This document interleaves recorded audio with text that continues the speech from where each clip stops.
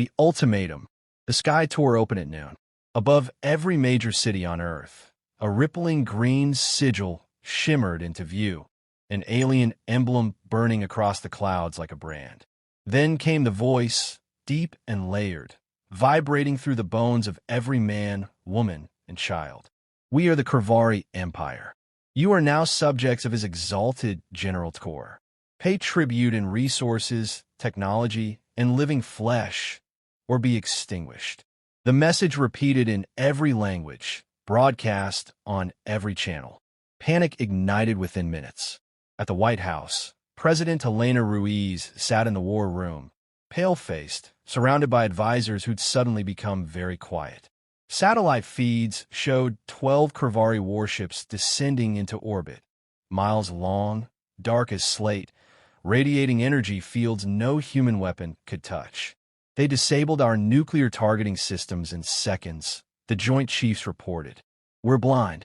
They're not just advanced, murmured Director Finch of the CIA. They're gods compared to us. President Ruiz folded her hands, her voice level. We have to negotiate. Delay. Find out what they want. Buy time. They told us what they want, said General Cooper grimly. They want Earth. A silence fell. Then, from the corner of the room, a voice said, there is one other option. All eyes turned to National Security Advisor Halvorsen, who looked older than his years. He hesitated. It's insane, but it's all we've got. Ruiz narrowed her eyes. Say it. Halvorsen leaned forward. Bring back Maddox. There was a beat of disbelief. General Cooper scoffed. Jack Maddox? That lunatic. He's not a lunatic, Halvorsen said. He's the reason you and I are alive. You think the world stayed quiet all those years because of diplomacy? It was him. Black sites. Shadow wars. He ended crises before they began. He's retired, someone muttered. Vanished off-grid 10 years ago.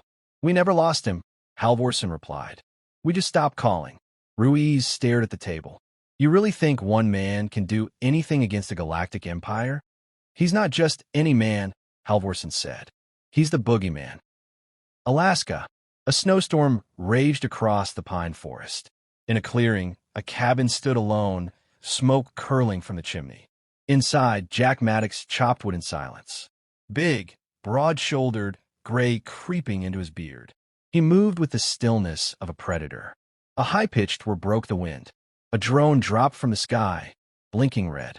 It hovered before him, then opened its belly and ejected a black case onto the snow. He didn't flinch. Maddox stared at it for a long moment, then crouched and opened the latches. Inside was a matte black communicator and a military patch, his old insignia, redacted years ago. The communicator clicked to life. Jack, it's Halvorsen. Earth's been invaded. Krivari Empire. We're outmatched. Hopeless. Unless. Maddox closed the case. He stared into the trees for a moment, then turned back to the cabin. He didn't say yes. He just went inside to pack. Edwards Air Force Base.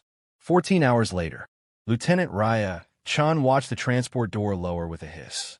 She'd seen the files, heard the rumors, but nothing prepared her for the man who stepped off. Not military regulation. No uniform. Black jacket, heavy boots, gray eyes cold as steel. Jack Maddox looked at her like she wasn't there. Liz Cigar. You my handler? He asked. I'm your support officer, Chun said, trying to sound confident. Lieutenant Raya Chun. I'll be on comms. Maddox grunted. Don't need comms. Just point me at the problem. She hesitated. The alien flagship is 20 miles long, shielded, guarded. He cut her off. Good. Means they'll notice me. President Ruiz appeared on the main screen. Maddox, you understand the stakes. I understand the insult, he replied. They think we're weak. That will bow. Ruiz said nothing for a moment. Can you stop them? Maddox took a long drag of the cigar. No, but I'll make him bleed till they think Earth is poison. Orbit. Krivari flagship. General Tkor stood in his throne chamber of bone and chrome, 10 feet tall, plated in armor that shimmered with energy.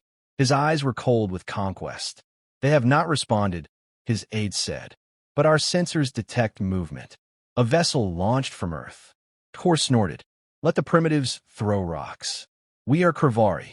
He turned toward the stars. They will learn what it means to refuse tribute. Earth. Hangar Bay. Maddox climbed into the stealth insertion pod. He glanced at Chun, who followed him in. You sure you're coming? He asked. She nodded. I want to see the boogeyman work. Maddox chuckled as the bay sealed around them. You ain't ready. The pod launched into the void like a bullet. No one hears you scream in orbit. The insertion pod screamed through the darkness, cloaked in black shell tech that didn't exist on any official ledger. Inside, the walls hummed with pressure. Raya Chin's hands gripped her harness. Beside her, Jack Maddox sat like he was riding a bus to the grocery store. She glanced at him. You're really calm. He didn't respond. She tried again. We're breaching an alien flagship with no backup. He looked at her with that slow, dead-eyed stare. You strapped in? Yes. He pulled a hatch lever.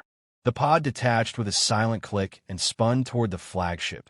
20 miles of churning metal and green-lit ridges, hanging above Earth like a sword. The stealth system kicked in, masking their approach with tech even the Kravari hadn't figured out yet. As the pod neared the hull, Maddox grabbed his gear bag and shoved a knife into his belt. Last chance to turn back, he muttered. Chun locked eyes with him. Not happening. He smirked. Your funeral. They breached through a maintenance vent beneath the ship's underbelly, barely wide enough for two humans. Maddox moved first, sliding through like a ghost. No hesitation, no wasted movement.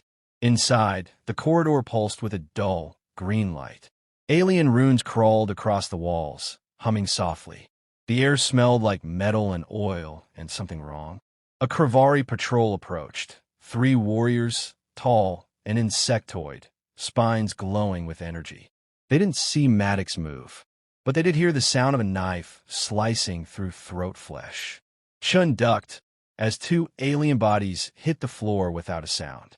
Maddox stood over them, checking pulse points, expression flat. You don't fight tech with tech, he said, wiping his blade. You fight it with fear. 3 decks up, a Kravari war scribe stared at a screen, flickering red. Intruder detected. Human life form. Weapon class. Unknown. General Tkor turned, amused. 1. Yes. Exalted general. Possibly a scout. Tkor laughed, low and metallic. Let wander. Let's see. Then kill it. I want their leaders to know what futility tastes like. But Maddox wasn't wandering. He was studying. Chun followed him down corridors, through gravity shifts and energy locks, as he mapped the ship's layout with impossible speed. His mind was a knife honed on 30 years of wars no one ever talked about. He found the energy core, marked it, found the ship's bridge, memorized guard rotations, found the Kravari nursery, and bypassed it. Why not plant charges there? Chun whispered. Maddox glanced at her. This isn't about death. It's about message. They hit the command barracks next. Maddox left bodies hanging upside down, arranged in patterns. Alien symbols warped into warnings. On the walls, he smeared Kravari blood into shapes their culture feared. The predator eye, the exile mark, the broken tooth. He was making art, psychological warfare, primitive and pure. By hour 3, the Kravari weren't laughing. Security teams scrambled through corridors that suddenly felt smaller. Reports poured in, guards vanishing, systems corrupted, lights flickering, airlocks opening without warning. Who is he? Barked Tkor, staring at a projection of a human silhouette. No armor, no rifle, just knives, homemade explosives, and the terrifying precision of someone who wanted to be there. He leaves no survivors, an officer said. Just messages. Tkor slammed a fist into the control panel, then stopped sending squads. Seal the ship. Flush every deck. The deck lights dimmed. Maddox looked up as the hallway lighting shifted red. They know we're here, Chun whispered. Maddox smiled for the first time. Good. Back on Earth, President Ruiz watched satellite scans of the Kravari flagship. Energy spikes. Systems glitching. Alien fleet chatter, panicked and scrambled, was being intercepted. Ruiz turned to Halvorsen. He's doing something. Halvorsen leaned in. He's making them afraid. Deep in the Kravari flagship, a lone guard sprinted into a chamber and collapsed. His armor was cracked, his breathing erratic. "What happened?" the officer barked. The guard could barely speak. He walks through walls. He hunts us. He's not a man." Then he dropped something at the officer's feet. A Kravari jawbone, cleanly severed, engraved with 3 words in shaky Kravari script. Terror has a name. It started with whispers. One Kravari died with a look of horror frozen on his face, claw marks down his own throat. Another was found locked inside a ventilation shaft, eyes missing, a human tooth embedded in his neck. Panic crawled through the decks like a virus. The Kravari were not used to fear. They conquered dozens of species, burned entire planets, demanded tribute from galaxies. But this thing inside their ship wasn't fighting for survival. It was hunting them. General Tkor stared down at the latest body. This one had been skinned from the neck down, organs removed and arranged in a spiral around the corpse. Not random, deliberate. On the bulkhead, smeared in Kravari blood, was a single phrase. "We don't bow." Tkor's expression didn't change, but his tone did. "Find it. Kill it. Dismember it. I want its spine on my wall." "Yes, exalted one," the commander said, voice shaking. As the general turned away, a low boom echoed through the flagship. Then another. The lights flickered. Something exploded 5 decks down. And that's when the howl came. It wasn't natural. It wasn't human. But it echoed through the metal halls like a predator staking its claim.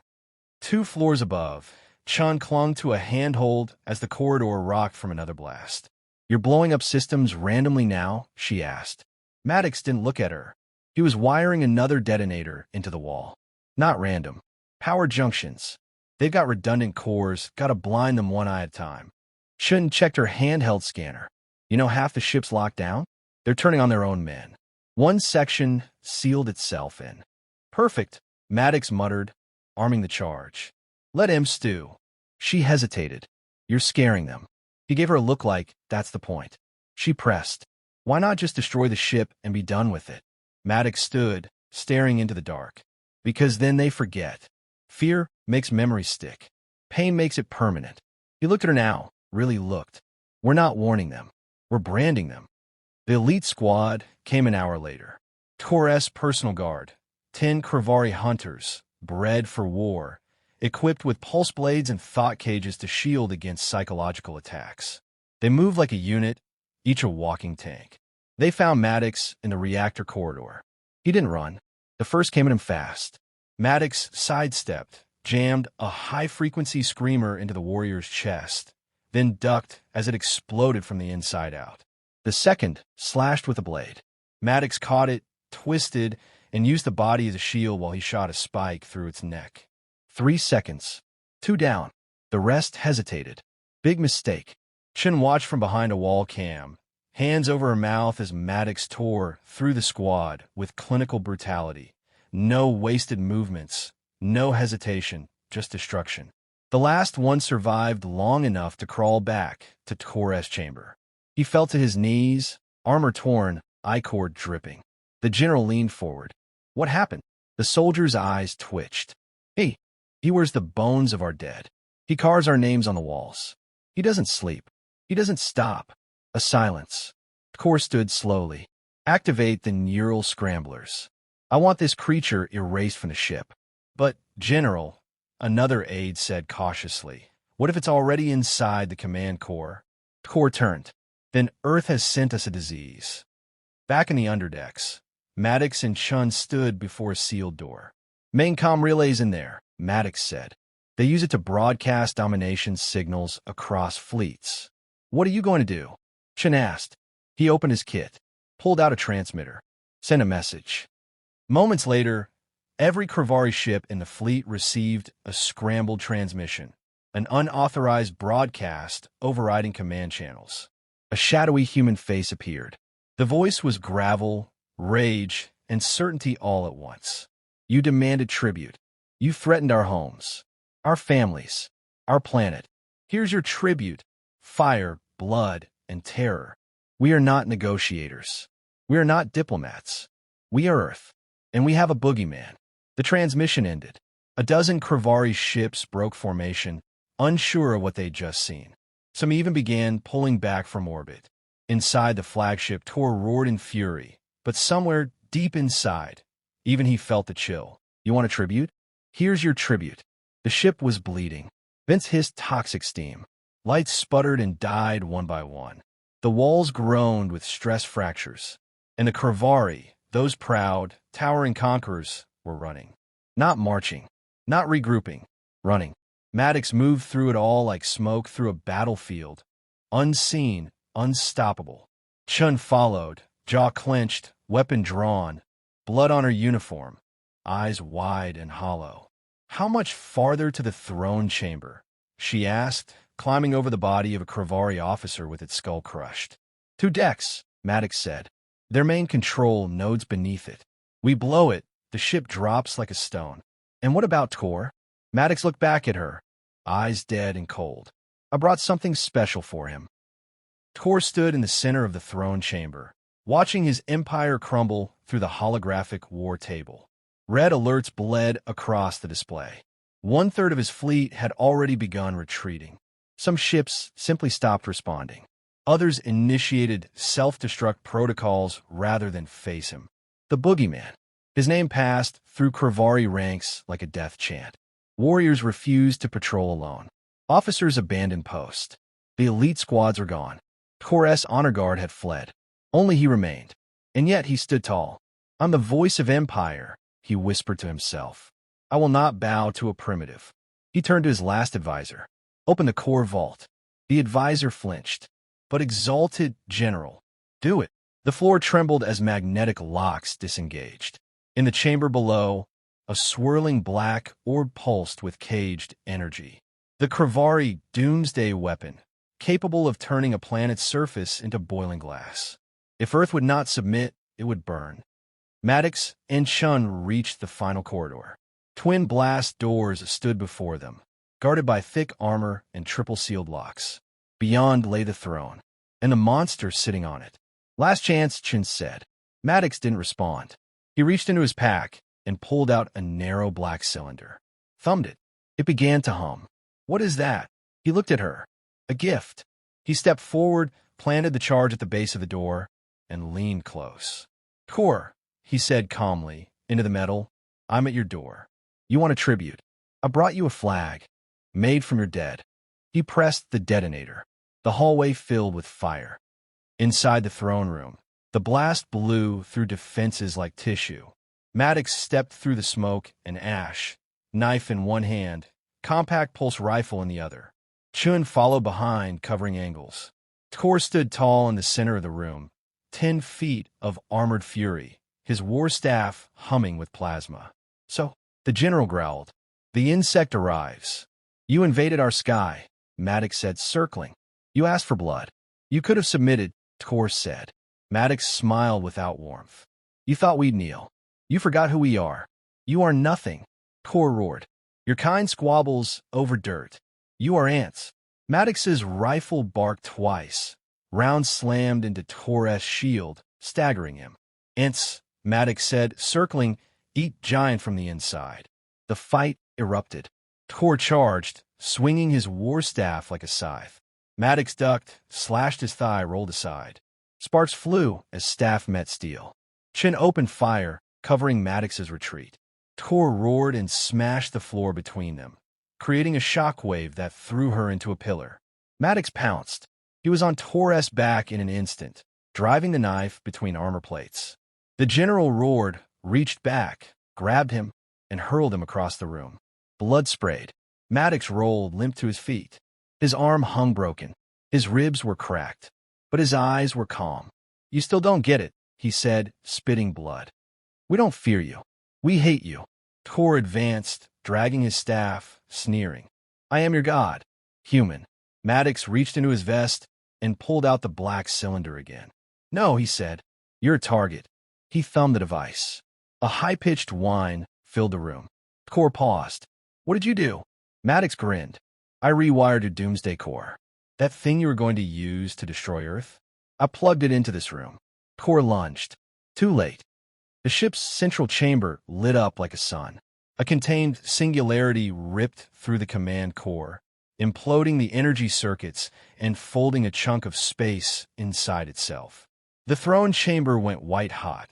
Metal peeled, stone vaporized, and Tor screamed as his body was torn apart atom by atom. Chun pulled Maddox out just in time, dragging him into the escape corridor as the ship began to collapse. Sirens blared. Lights failed. The floor cracked. They sprinted, or limped, through fire and chaos, reaching a hangar bay moments before the bulkheads collapsed. A scout pod remained. "Get in," Chun shouted. Maddox fell into the seat, barely conscious.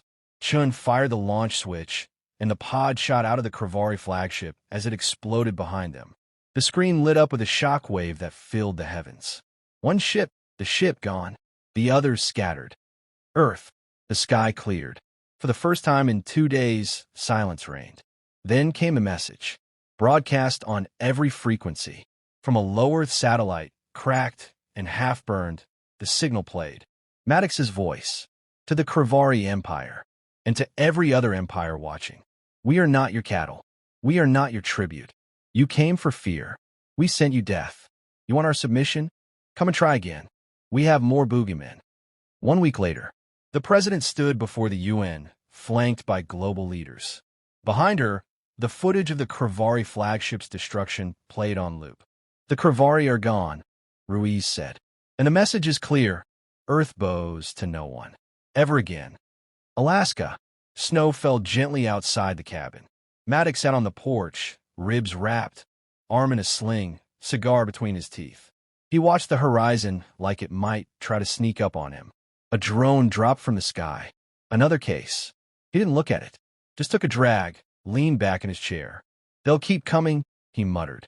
Behind him, Chin stepped outside with 2 mugs of coffee. "And we'll keep sending you." He took the mug, smiled faintly. "Idiots never learn."